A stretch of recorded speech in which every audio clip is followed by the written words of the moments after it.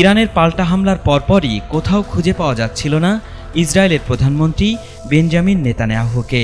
তবে ইরানের পাল্টা হামলার পর ভারতের প্রধানমন্ত্রী নরেন্দ্র মোদীকে ফোন করেছিলেন তিনি। এরপরই হঠাৎ উধাও হয়ে যান নেতানিয়াহু।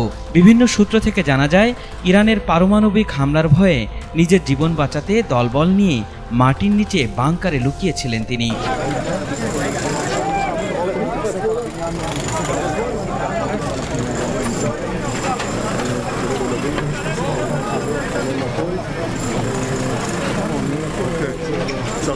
দুই দিন পর অবশেষে জনসম্মুখে আসলেন ইসরায়েলের প্রধানমন্ত্রী বেঞ্জামিন নেতানিয়াহু।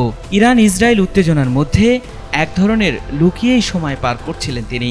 বাংকার থেকে বের হয়ে ইসরায়েলের ধ্বংসস্তূপ পরিদর্শন করেছেন তিনি। আন্তর্জাতিক গণমাধ্যম শামা টিভি সূত্রে জানা গেছে, বাংকারে লুকানো অবস্থায় ইসরায়েলের প্রধানমন্ত্রী ভিডিও বক্তব্যগুলো দিতেন, যেগুলো পরবর্তীতে প্রচারিত হতো। קיבל את ההמשך של הטיל שפגע בבניין הר החומות, רובו ישן.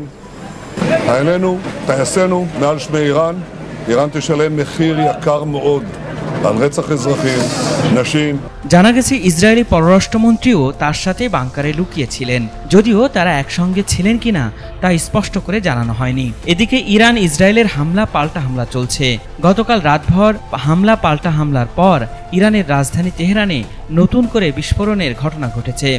রোববার স্থানীয় সময় দুপুরের দিকে তেহরানে বিস্ফোরণের শব্দ শোনা গেছে বলে জানিয়েছে ফরাসি বার্তা সংস্থা এএফপি।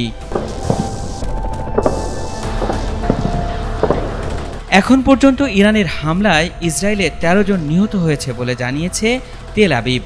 তবে এই হামলার কড়া জবাব দেওয়া হবে বলে হুঙ্কার দিয়েছেন নেতানিয়াহু। টানা তৃতীয় দিনের মতো ইরানে হামলা অব্যাহত রেখেছে ইসরায়েল। রোববার ইরানের রাজধানীতে নতুন করে বিস্ফোরণের শব্দও শোনা গেছে। তবে এই বিস্ফোরণে কোনো ক্ষয়ক্ষতি কিংবা হতাহতের ঘটনা ঘটেছে কিনা তাৎক্ষণিকভাবে জানা যায়নি।